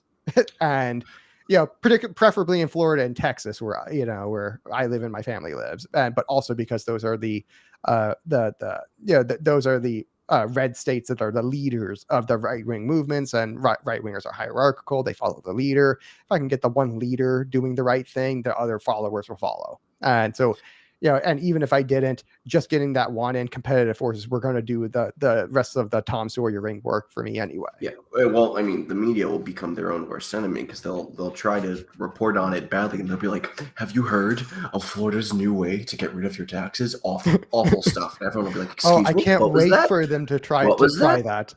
No taxes? Can you say that again, MSNBC? I'd appreciate to hear it again." Can you imagine the bankers, how they would flip out at the media? Well, I mean, I for can that. tell you because that, this is because now you just touched on their. Imagine if the media was trying to cause a crash every single day, how pissed the bankers would get. well, I mean, and how they would just demolish the media for that. It's like, I can't wait for them to try to bust this thing, because what I just did was, without, if nobody noticed it, what I just did by bringing in the bankers with the, fees and having them manage it and all that, what I just did was I made them human shields. yeah, The bankers are the and human shields now. The other side of it also is that when you have a system that centralizes is not the right term. Mm-hmm. Centers, I suppose. Yes. Or the like sovereign disinvestment funds as like the way that governance or one of the key ways governance occurs. You also start talking about other banker territory. You start to begin to cut into the necessity for fractional reserve banking and things like this, because you've taken all of this capital that sits around, that you're right, gets put in money market funds that is not going anywhere, and saying, we're going to put this into businesses that now no longer need to turn to either banks or the ones that can't get bank funds anymore. A lot of middle market companies, because of the regulations on banks, they now have to turn to non-bank lenders. Those guys aren't nearly as popular now, because now you have 12,000 municipalities, or however many there are, going, we have pools of capital. You guys seem like a decent investment. We'll take it. We'll take a look. And yes, a lot of these companies are going to be investing through management teams. That's true. You're going to get a lot of companies who are going to go, you can't really do the due diligence. We'll do it for you. Pay us 1%, 2% management fees. I mean, some of these investment companies now, they don't even pay performance fees anymore. It's just, you give us the money and the management fees, and that's it. Because these fees are as sticky as software subscriptions. I mean, it's insane the multiples these guys get. You free that whole thing up, and now you have a potential way to again pull back on the inflation side. Is you're originating asset. It's almost, knock on wood, of course, a perfect system in that it's originating assets, it's freeing up capital, while at the same time it is not. It may actually be a buffer against inflation. Exactly. That's another major great point, is that when all of this new money gets created, where does it enter the market? Where does it enter the economy? Through the market. It goes straight to businesses. It goes straight to production. Yep. So rather than, and they get the benefit of the cantillon effect. Rather than banks creating money for credit cards and mortgages, and the Fed creating money to inflate public market assets, rather than that, you get rid of those guys and you say, we're gonna all the money that is created in this process is going straight to new factories, new businesses, new innovations. Yeah, a lot of them might fail. You're right. But we don't need all of them to work. We don't even need 10% of them to work. We need 1% of them to work. And the productivity growth from that alone, it goes beyond the money that was created. And now you see over time markets operating properly, which is that they should have a deflationary aspect to them. The economist Yes. fear of deflation is the greatest self-own I've ever seen in my life, because you're looking at this and you're saying you are terrified of how markets are supposed to work. Yeah. Okay. You're always And competition is so supposed to here, bring prices if down. one part of your theory says the other part of your theory, which is supposed to be good, is actually bad, you probably need to figure out why. You need to burn all of the textbooks and start over. Exactly.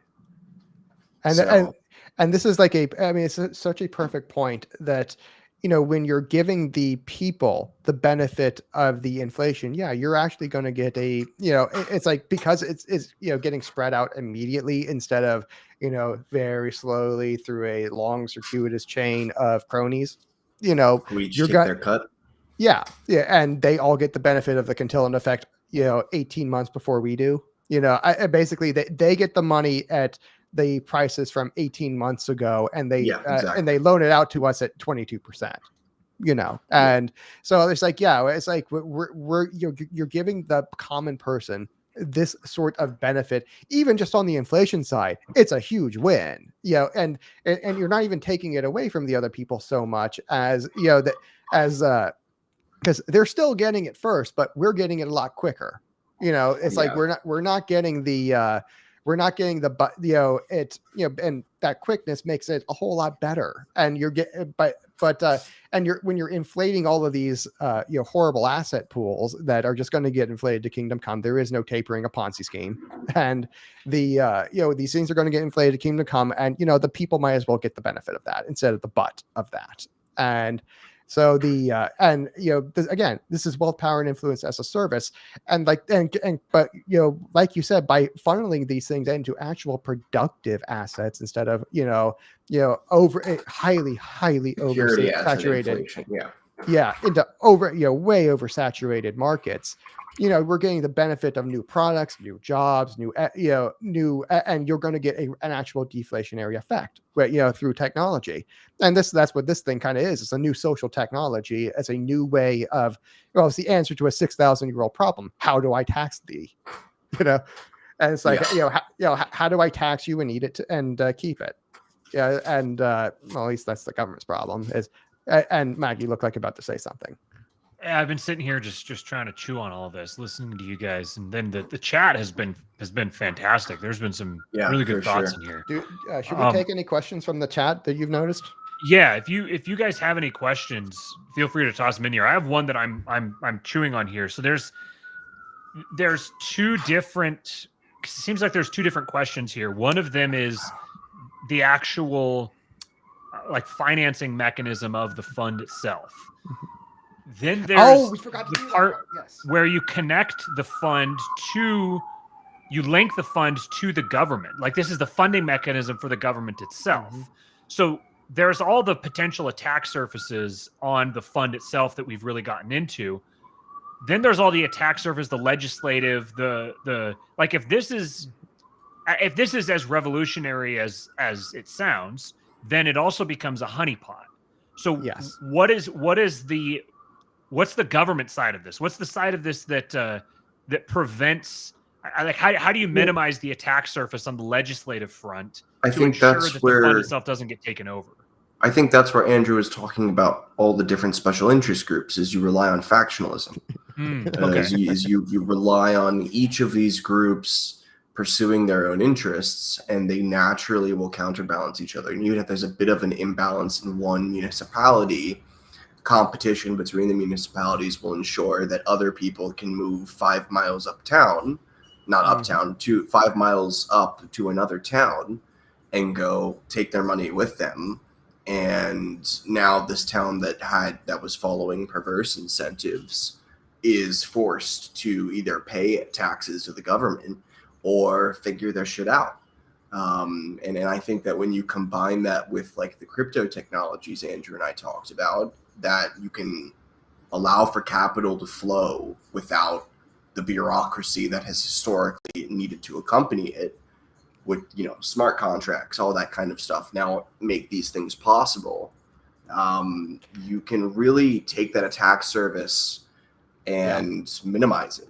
And whatever attack service is there is now being defended by 1,000 armies that are all fighting each other, as opposed to attacking the fort. And let me give you an example of this, Matt. Like the stock market or just all asset markets, basically, that are investment grade. What's happened right now is that you do get some cronyism to kind of shove players out of the market, and you have Series 7 licensing requirements, Series 3 if you want to do futures. They don't do Series 1 anymore, but you have these ways where they try to game the system and and cut down on competition and monkey with it. But at the end of the day, they always want to make sure it still stays profitable. And so that's like the ultimate. So by having, this is why I say, like, I'm having not just like by the bankers as and corporations as human shields in front of the system defending against the attacks. But also, there's like, okay, remember we said that you can allocate the stuff to like, local charities and stuff like that. So now I've got the Catholic Church, lobbying on my behalf. Now I've got, Save the Puppies, guys lobbying on my behalf. I got the cancer research lobbying on my behalf. It's like, so now they're literally causing cancer, killing puppies, and, destroying religious liberty, in addition to pissing off the bankers and corporations. It's like, this is like a perfect defense of all of the of all of the entire system, at least on that side. And Jeremiah says PETA and the pedos. Guys, I unfortunately have to run. It is almost 9. We Andrew and Matt, thank you for hosting this. Andrew, really enjoyed talking. Very interesting ideas. Absolutely hit me up on Twitter. Happy to talk about this more. Matt, again, thank you. Thank you for the kind words. But I do have to run, guys. Got that market opening up. I didn't even realize we've been going for an hour and 45. I didn't realize it either. Now, give me 10 more minutes, and Matt, Apex, you can go ahead. It's been great talking with you, Matt. Give me 10 more minutes after he leaves. I got like one more thing to say that I didn't get to, and he can listen to this after the fact because it addresses a point you just asked. Okay, cool. Sounds good. Thanks, Apex. Yeah. Thanks for showing up. Do you want to give any plugs for anybody who wants to follow you or anything? You can follow me on Twitter, apex_symaps. I have a Substack. It's linked on my Twitter. It's just apexesnotes.substack.com. But yeah, hope to talk to you guys again soon. Have a good night, guys. Yeah, thanks, buddy. Have a good night. Take care, Apex. Look forward to chatting with you again. For sure. So the next thing I wanted to say, because Joshua Ham reminded me of this, and this is something I totally forgot. Which is an important point to the system. What if there's another way to defend yourself personally from just any and all possible attacks? Like what if there's the unknown that Andrew and Apex and Matt and all that haven't thought of, and that competition somehow magically can't beat? What then? Okay, well, what you would do is kind of what Peter Schiff has right now is, where if you have this anti-tax and it's connected to all levels of government where you are, what you could do is, make say, hey, I will invest 10 or 12 years of taxes upfront right now in the anti-tax, which will generate a rate of return that will, be as if I paid I still paid taxes in the future. So you don't lose out on any money on me. And, in exchange, I get a contract with you, with each level of government, that says that you cannot tax me anymore. I am completely immune to any and all taxation. And this, makes you say they're incentivized to take this, again, because of that third law of archotropism, giving us a time preference for power that says that I am willing to trade, future value for present value. And I'm because of there's this mechanism here that now does that for them. Now I can say that, okay, I'm putting all that money in. I have a contract now. The same thing Peter Schiff has with the government of Puerto Rico. He has a contract with them as, he met his obligations as a rich dude to move there to create jobs because their socialist economy was in the shitter.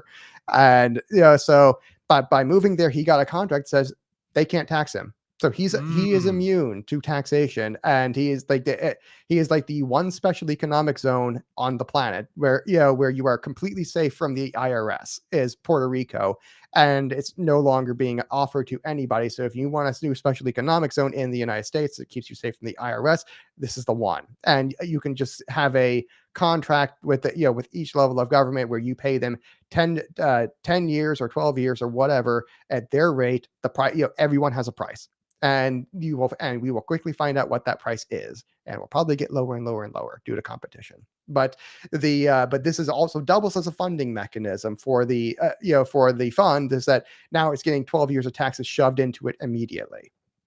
That's huge. And so it doubles as a funding mechanism for how would I fund this thing without just reserves, and how would I add to the pool and add taxes to the pool this way?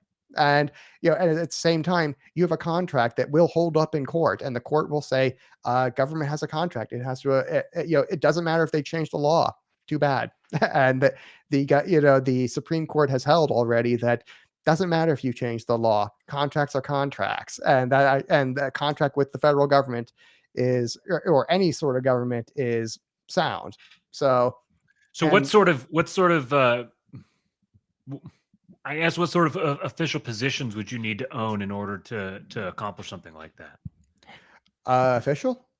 Yeah, like do you need legislators? Do you need mayors? Like what sort of thing would you need to a mayor. accomplish to A mayor. Yeah, you just need one mayor.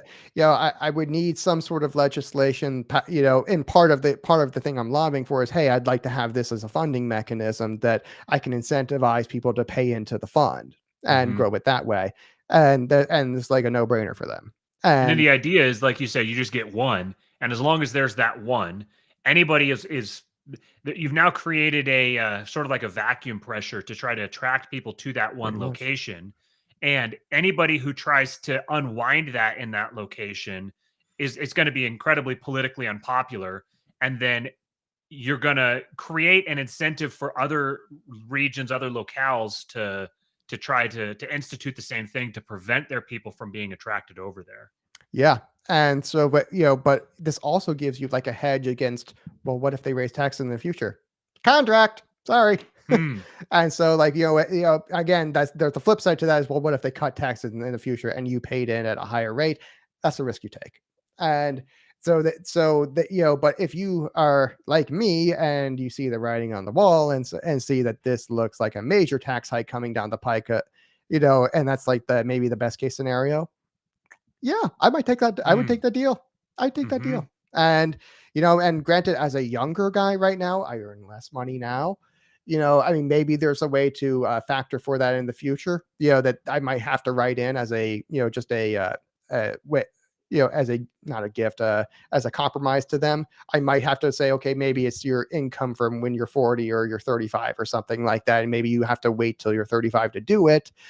Same time, pretty good. And you can, you can still say, if I could get it to where I'm, 29 right now, and I could say have the contract done at my 29-year-old income, which is going to be substantially less than my 50-year-old income. I was like, I much prefer to pay that, money right now than later. And because again, I'll make more for it. And I do think my taxes are going to go up. I know I'm going to be in higher tax bracket because of the way I save and invest.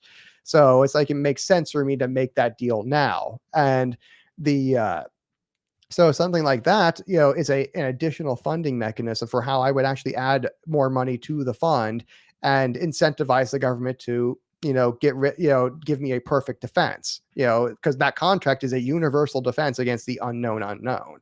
And the other part, and another thing is, well, okay, what if we, again, because we're incentivizing people to have, let me see, should municipalities, from Joshua Ham, should municipalities also have retirement accounts that citizens could purchase to generate long-term yields for the future? I'm not sure what you mean by that. I think that's what I was just talking about, where I can have a contract with my local government that, I pay in money and that, a sum of money, and they guarantee my taxes are not going to happen anymore. and again, these sorts of contracts that they have in Puerto Rico that means that they can't backtrack on it. This is a 99-year contract, tough. So and the Supreme Court will uphold it. And so so that would be the sort of thing I would do with that. I would just do it that way. And that's a universal defense that there's, no way around it. And you could do that with every level of government and they'd be incentivized to take that deal. And so the other thing is, because we're incentivizing people to take lower and lower time preferences for power, because, when they have a higher time preference for power, they immediately get punished in the form of a tax hike. And so when they have a lower time preference for power, they get rewarded in the form of a tax cut. And so, so what happens is, well, what if we, do things, we want to pass other, priorities, legislation, like, ending the war on drugs, or ending, the criminalization of sex work or something like that. We wanted to do a real strategy, like tax the pants off, or in the prostitute's case, tax the pants back on. But yeah. It's like we're going to tax them into kingdom come, and well, we don't want to increase taxes. So what we would do is we would say, put all of that money into the anti-tax, and therefore, they're paying these sinners, or these drug dealers or whatever, who are harming society. They're paying their fair share, so you don't have to. And that's my way of selling it to the conservatives. I've talked about this before. My socialism for drug dealers spiel. Or Obamacare for drug dealers. And if you like your drug dealer, you can keep him. Not really, that's a lie. So you can easily use this as a kind of a mechanism to grease the wheels of power, or to grease the wheels of public opinion, at least, to get these lower time preference for power policies through. And because, again, like, having a prohibition is a higher time preference for power. Having taxation and regulation, or socialism, as I call it, because they're weaponized. Boomers are already weaponized against that term. They know socialism bad, drug dealers also bad, so double bad's good. And so so it's like socialism for drug dealers. So socialism is a weapon of mass economic destruction, has unparalleled body count, and has an unparalleled record of economic devastation. Normally we're opposed to that sort of thing, but when it comes to drug dealers, we can make an exception. And or prostitutes or whatever. And so so we can get stuff like this through, past the conservatives, and they'll have an incentive to do it.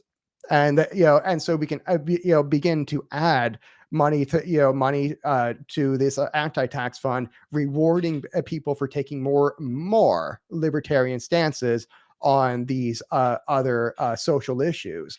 And so that, hey, we don't have to simply rely on the reserves or the taxes that have already been collected. We actually have other we have other mechanisms for this. But what Joshua Hams just says is that the contract you're talking about for just taxes is effectively talking about you're purchasing an annuity on future income for retirement from the government. That's basically what you're doing. And what he's talking about is you could purchase an annuity. Mm-hmm.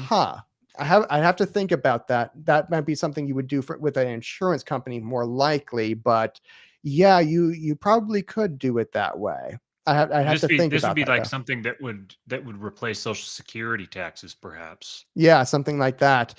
And the other thing that you could do is I like how Daniel in the chat is talking about a $25 an hour minimum wage for drug dealers. I like that ambition. And it's exactly the correct way to think, is that hey, we want to start them off with a 35% minimum, marginal income tax on top of the current marginal income tax, and we get them with a $25 an hour minimum wage. If that doesn't work, we can always up it to 75. How the Lulbert's like, what about $75? I like the way you think. I can just hear all the Lulberts that are like, no, minimum wage bad.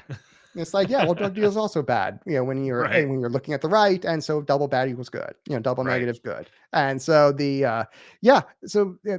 is a way that when I say I don't intend on just only resorting to using reserves. I also have other funding mechanisms in here where I intend to add quite a lot of money to these funds. And so, maybe a pure Lulbert would say, nope, if it's not purely principled, I'm not doing it. And that's fine. You can go be in the LP Mises Caucus, and that's for you, unless you're in LP Florida, because the LP Mises Caucus of Florida, they've already decided to adopt the anti-tax everywhere they go. Because I gave them a presentation, and they like, actually, this is a really good idea. We should do this while we're doing our other stuff. And so, Nice. yeah, and so suck it, Drake in Ohio.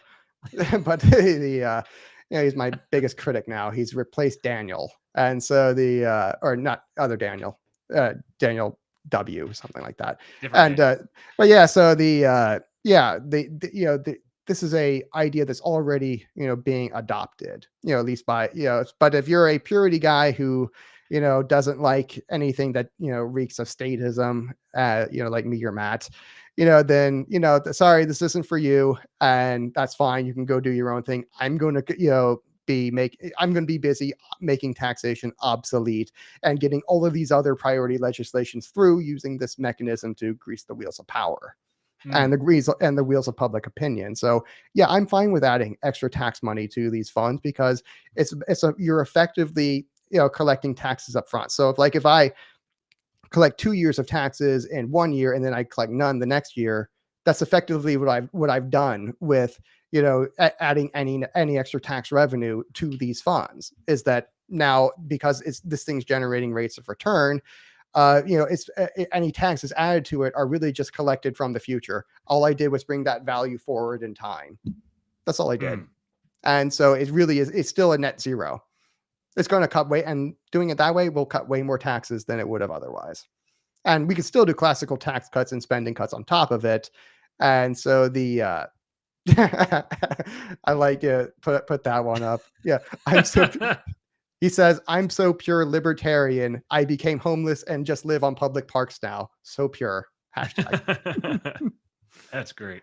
That's all right. great. So I just want to give one last shout out real quick to our other sponsor of this show, Paloma Verde. Carlos has been in the chat here. He was talking about tamales earlier, and I haven't eaten anything in several hours. So I resent him for getting me drooling early on in the stream. But Carlos is the proprietor of one of the best establishments in the world, Paloma Verde.